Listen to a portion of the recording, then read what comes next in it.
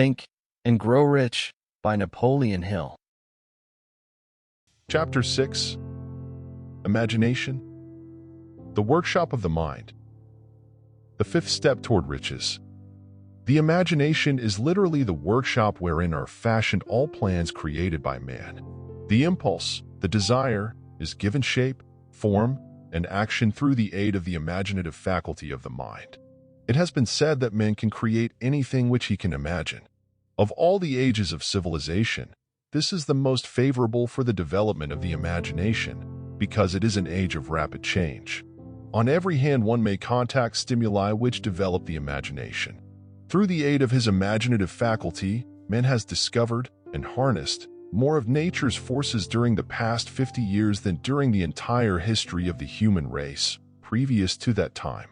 He has conquered the air so completely that the birds are a poor match for him in flying. He has harnessed the ether and made it serve as a means of instantaneous communication with any part of the world.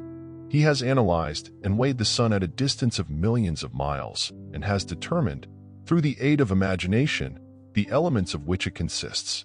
He has discovered that his own brain is both a broadcasting and a receiving station for the vibration of thought, and he is beginning now to learn how to make practical use of this discovery. He has increased the speed of locomotion until he may now travel at a speed of more than 300 miles an hour. The time will soon come when a man may breakfast in New York and lunch in San Francisco. Man's only limitation, within reason, lies in his development and use of his imagination.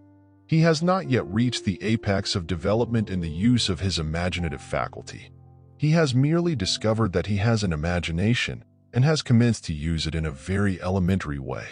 Two forms of imagination. The imaginative faculty functions in two forms. One is known as synthetic imagination, and the other as creative imagination. Synthetic imagination. Through this faculty, one may arrange old concepts, ideas, or plans into new combinations. This faculty creates nothing. It merely works with the material of experience, education, and observation with which it is fed. It is the faculty used most by the inventor, with the exception of the genius, who draws upon the creative imagination when he cannot solve his problem through synthetic imagination. Creative imagination. Through the faculty of creative imagination, the finite mind of man has direct communication with infinite intelligence. It is the faculty through which hunches and inspirations are received. It is by this faculty that all basic or new ideas are handed over to man. It is through this faculty that thought vibrations from the minds of others are received. It is through this faculty that one individual may tune in or communicate with the subconscious minds of other men.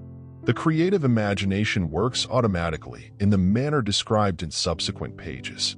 This faculty functions only when the conscious mind is vibrating at an exceedingly rapid rate, as for example, when the conscious mind is stimulated through the emotion of a strong desire. The creative faculty becomes more alert, more receptive to vibrations from the sources mentioned, in proportion to its development through use. This statement is significant. Ponder over it before passing on. Keep in mind as you follow these principles that the entire story of how one may convert desire into money cannot be told in one statement. The story will be complete only when one has mastered, assimilated, and begun to make use of all the principles. The great leaders of business, industry, finance, and the great artists, musicians, poets, and writers became great because they developed the faculty of creative imagination. Both the synthetic and creative faculties of imagination become more alert with use, just as any muscle or organ of the body develops through use. Desire is only a thought, an impulse. It is nebulous and ephemeral. It is abstract and of no value until it has been transformed into its physical counterpart. While the synthetic imagination is the one which will be used most frequently in the process of transforming the impulse of desire into money, you must keep in mind the fact that you may face circumstances and situations which demand use of the creative imagination as well. Your imaginative faculty may have become weak through inaction. It can be revived and made alert through use. This faculty does not die, though it may become quiescent through lack of use. Center your attention, for the time being, on the development of the synthetic imagination, because this is the faculty which you will use more often in the process of converting desire into money. Transformation of the intangible impulse of desire into the tangible reality of money calls for the use of a plan or plans. These plans must be formed with the aid of the imagination and mainly with the synthetic faculty. Read the entire book through, then come back to this chapter and begin at once to put your imagination to work on the building of a plan or plans for the transformation of your desire into money. Detailed instructions for the building of plans have been given in almost every chapter. Carry out the instructions best suited to your needs. Reduce your plan to writing if you have not already done so. The moment you complete this, you will have definitely given concrete form to the intangible desire. Read the preceding sentence once more. Read it aloud, very slowly, and as you do so, remember that the moment you reduce the statement of your desire and a plan for its realization to writing, you have actually taken the first of a series of steps which will enable you to convert the thought into its physical counterpart. The earth on which you live, you, yourself, and every other material thing are the result of evolutionary change, through which microscopic bits of matter have been organized and arranged in an orderly fashion. Moreover, and this statement is of stupendous importance, this earth, every one of the billions of individual cells of your body, and every atom of matter began as an intangible form of energy. Desire is thought impulse. Thought impulses are forms of energy. When you begin with the thought impulse, desire, to accumulate money, you are drafting into your service the same stuff that nature used in creating this earth and every material form in the universe, including the body and brain in which the thought impulses function. As far as science has been able to determine, the entire universe consists of but two elements, matter and energy.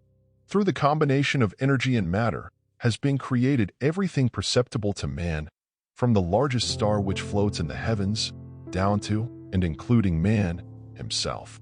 You are now engaged in the task of trying to profit by nature's method.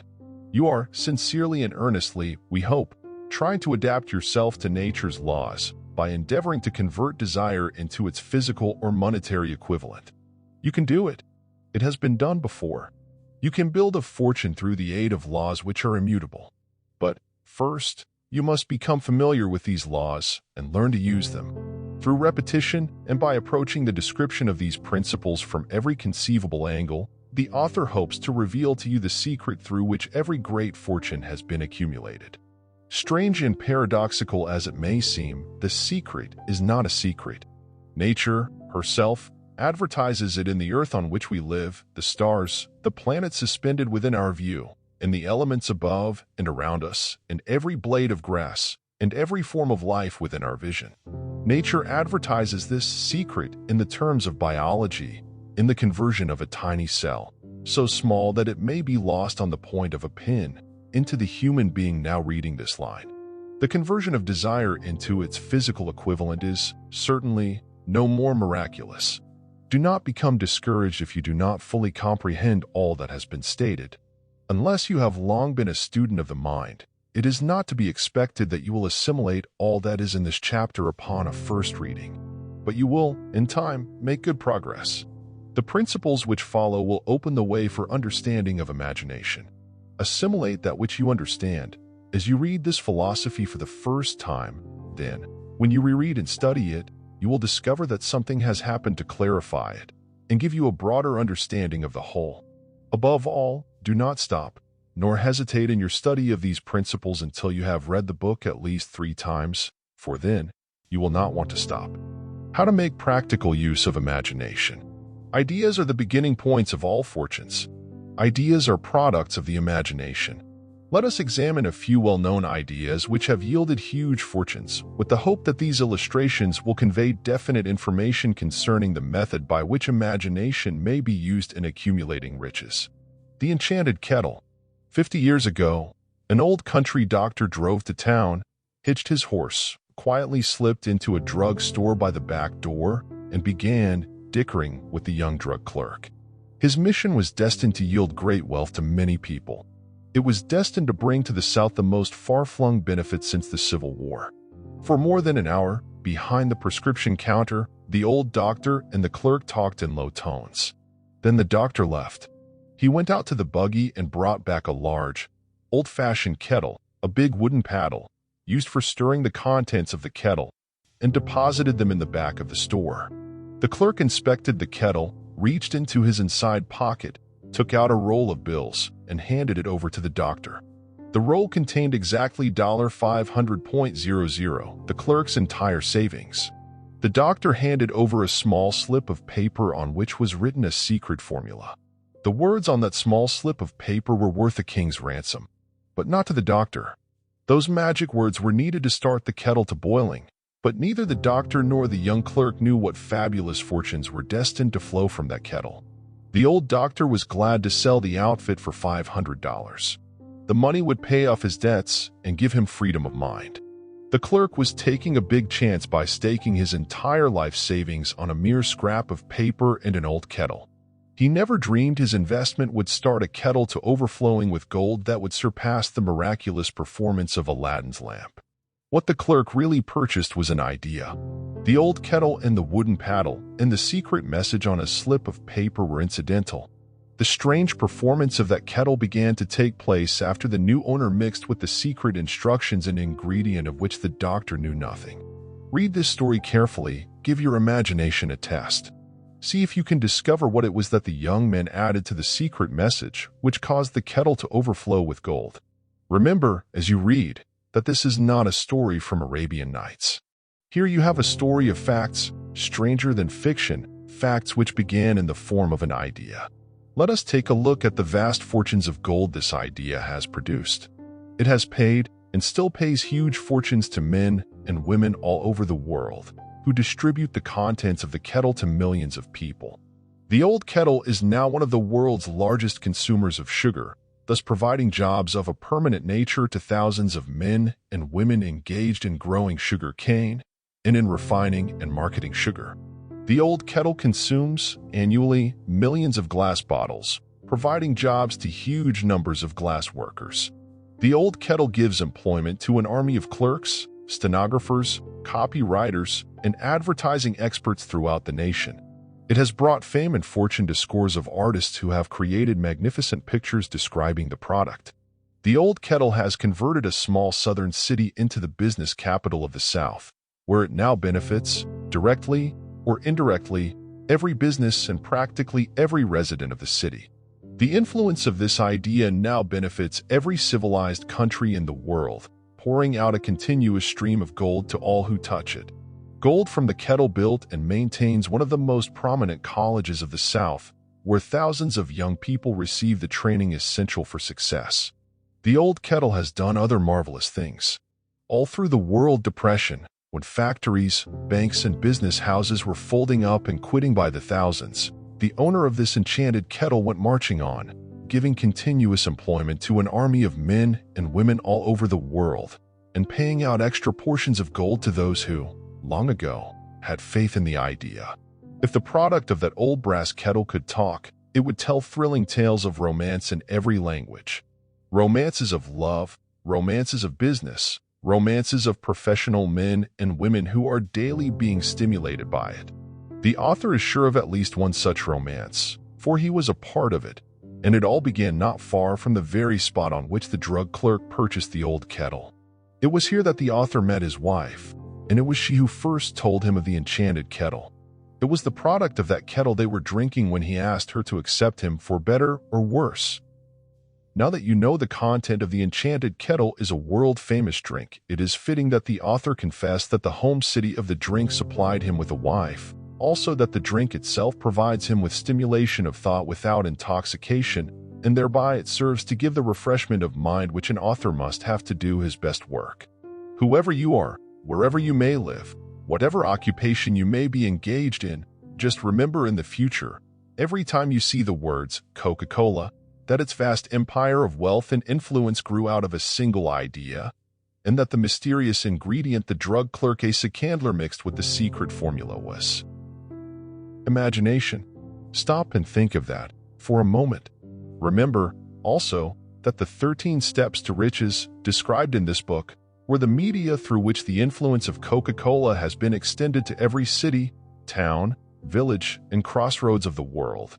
and that any idea you may create, as sound and meritorious as Coca-Cola, has the possibility of duplicating the stupendous record of this worldwide thirst killer.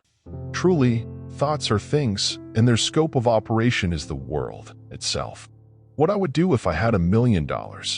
This story proves the truth of that old saying, where there's a will, there's a way. It was told to me by that beloved educator and clergyman, the late Frank W. Gonzalez, who began his preaching career in the Stockyards region of South Chicago. While Dr. Gonzalez was going through college, he observed many defects in our educational system, defects which he believed he could correct if he were the head of a college. His deepest desire was to become the directing head of an educational institution in which young men and women would be taught to learn by doing. He made up his mind to organize a new college in which he could carry out his ideas without being handicapped by orthodox methods of education. He needed $1 million to put the project across. Where was he to lay his hands on so large a sum of money? That was the question that absorbed most of this ambitious young preacher's thought. But he couldn't seem to make any progress. Every night he took the thought to bed with him. He got up with it in the morning. He took it with him everywhere he went. He turned it over and over in his mind until it became a consuming obsession with him. $1 million is a lot of money. He recognized that fact, but he also recognized the truth that the only limitation is that which one sets up in one's own mind. Being a philosopher as well as a preacher, Dr. Gonzalez recognized, as do all who succeed in life, that definiteness of purpose is the starting point from which one must begin. He recognized, too, that definiteness of purpose takes on animation, life, and power when backed by a burning desire to translate that purpose into its material equivalent. He knew all these great truths, yet he did not know where or how to lay his hands on $1 million. The natural procedure would have been to give up and quit by saying, "Oh well, my idea is a good one, but I cannot do anything with it because I never can procure the necessary $1 million." That is exactly what the majority of people would have said, but it is not what Dr. Gonzalez said. What he said and what he did are so important that I now introduce him and let him speak for himself. One Saturday afternoon I sat in my room thinking of ways and means of raising the money to carry out my plans. For nearly 2 years, I had been thinking, but I had done nothing but think. The time had come for action. I made up my mind, then and there, that I would get the necessary $1 million within a week. How? I was not concerned about that. The main thing of importance was the decision to get the money within a specified time, and I want to tell you that the moment I reached a definite decision to get the money within a specified time, a strange feeling of assurance came over me, such as I had never before experienced. Something inside me seemed to say, "Why didn't you reach that decision a long time ago? The money was waiting for you all the time." Things began to happen in a hurry. I called the newspapers and announced I would preach a sermon the following morning entitled, "What I Would Do If I Had $1 Million." I went to work on the sermon immediately, but I must tell you, frankly, the task was not difficult, because I had been preparing that sermon for almost 2 years. The spirit back of it was a part of me. Long before midnight I had finished writing the sermon. I went to bed and slept with a feeling of confidence, for I could see myself already in possession of the $1 million. Next morning I arose early, went into the bathroom, read the sermon, then knelt on my knees and asked that my sermon might come to the attention of someone who would supply the needed money. While I was praying, I again had that feeling of assurance that the money would be forthcoming. In my excitement, I walked out without my sermon and did not discover the oversight until I was in my pulpit and about ready to begin delivering it. It was too late to go back for my notes, and what a blessing that I couldn't go back. Instead, my own subconscious mind yielded the material I needed. When I arose to begin my sermon, I closed my eyes and spoke with all my heart and soul of my dreams. I not only talked to my audience, but I fancy I talked also to God. I told what I would do with $1 million if that amount were placed in my hands. I described the plan I had in mind for organizing a great educational institution where young people would learn to do practical things and at the same time develop their minds. When I had finished and sat down, a man slowly arose from his seat, about 3 rows from the rear, and made his way toward the pulpit. I wondered what he was going to do. He came into the pulpit, extended his hand, and said, "Reverend, I liked your sermon. I believe you can do everything you said you would if you had $1,000,000. To prove that I believe in you and your sermon, if you will come to my office tomorrow morning, I will give you the $1,000,000. My name is Philip D. Armour." Young Gonzalez went to Mr. Armour's office and the $1,000,000 was presented to him. With the money, he founded the Armour Institute of Technology. That is more money than the majority of preachers ever see in an entire lifetime. Yet the thought impulse back of the money was created in the young preacher's mind in a fraction of a minute. The necessary $1,000,000 came as a result of an idea. Back of the idea was a desire which young Gonzalez had been nursing in his mind for almost 2 years. Observe this important fact. He got the money within 36 hours after he reached a definite decision in his own mind to get it and decided upon a definite plan for getting it. There was nothing new or unique about young Gonzalez' vague thinking about $1,000,000 and weakly hoping for it. Others before him, and many since his time, have had similar thoughts. But there was something very unique and different about the decision he reached on that memorable Saturday, when he put vagueness into the background and definitely said, "I will get that money within a week." God seems to throw himself on the side of the man who knows exactly what he wants, if he is determined to get just that. Moreover, the principle through which Dr. Gonzalez got his $1,000,000 is still alive. It is available to you. This universal law is as workable today as it was when the young preacher made use of it so successfully. This book describes, step by step, the 13 elements of this great law, and suggests how they may be put to use. Observe that Asa Candler and Dr. Frank Gonzalez had one characteristic in common. Both knew the astounding truth that ideas can be transmuted into cash through the power of definite purpose plus definite plans. If you are one of those who believe that hard work and honesty alone will bring riches, perish the thought. It is not true. Riches, when they come in huge quantities, are never the result of hard work. Riches come, if they come at all, in response to definite demands, based upon the application of definite principles, and not by chance or luck.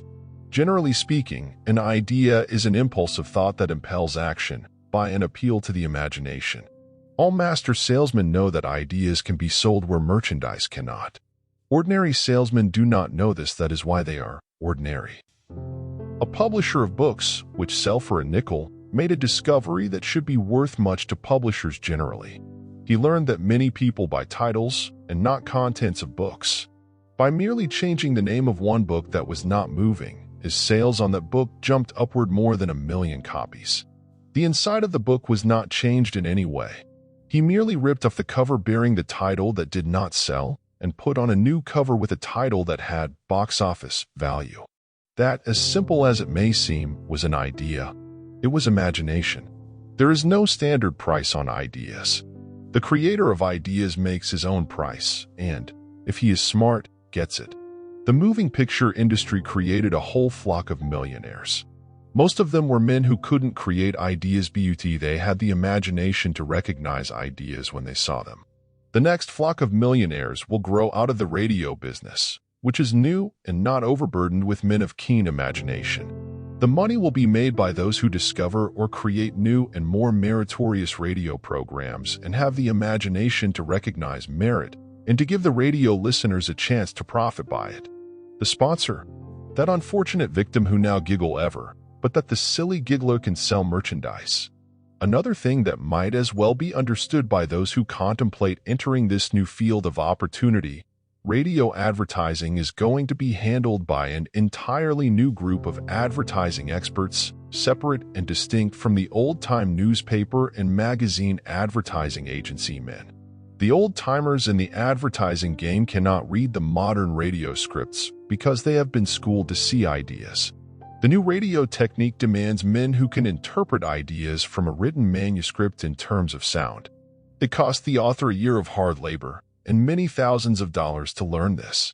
Radio, right now, is about where the moving pictures were when Mary Pickford and her curls first appeared on the screen. There is plenty of room in radio for those who can produce or recognize ideas. If the foregoing comment on the opportunities of radio has not started your idea factory to work, you had better forget it. Your opportunity is in some other field. If the comment intrigued you in the slightest degree, then go further into it, and you may find the one idea you need to round out your career. Never let it discourage you if you have no experience in radio. Andrew Carnegie knew very little about making steel. I have Carnegie's own word for this, but he made practical use of two of the principles described in this book and made the steel business yield him a fortune. The story of practically every great fortune starts with the day when a creator of ideas and a seller of ideas got together and worked in harmony. Carnegie surrounded himself with men who could do all that he could not do. Men who created ideas and men who put ideas into operation and made himself and the others fabulously rich. Millions of people go through life hoping for favorable breaks. Perhaps a favorable break can get one an opportunity, but the safest plan is not to depend upon luck. It was a favorable break that gave me the biggest opportunity of my life, but 25 years of determined effort had to be devoted to that opportunity before it became an asset. The break consisted of my good fortune in meeting and gaining the cooperation of Andrew Carnegie. On that occasion, Carnegie planted in my mind the idea of organizing the principles of achievement into a philosophy of success. Thousands of people have profited by the discoveries made in the 25 years of research, and several fortunes have been accumulated through the application of the philosophy. The beginning was simple. It was an idea which anyone might have developed. The favorable break came through Carnegie, but what about the determination, definiteness of purpose, and the desire to attain the goal, and the persistent effort of 25 years? It was no ordinary desire that survived disappointment, discouragement, temporary defeat, criticism, and the constant reminding of waste of time. It was a burning desire, an obsession. When the idea was first planted in my mind by Mr. Carnegie, it was coaxed, nursed, and enticed to remain alive. Gradually, the idea became a giant under its own power, and it coaxed, nursed, and drove me. Ideas are like that. First, you give life and action and guidance to ideas. Then they take on power of their own and sweep aside all opposition. Ideas are intangible forces, but they have more power than the physical brains that give birth to them. They have the power to live on after the brain that creates them has returned to dust. For example, take the power of Christianity. That began with a simple idea born in the brain of Christ. Its chief tenet was, do unto others as you would have others do unto you. Christ has gone back to the source from whence he came, but his idea goes marching on. Someday it may grow up and come into its own, then it will have fulfilled Christ's deepest desire. The idea has been developing only 2,000 years. Give it time.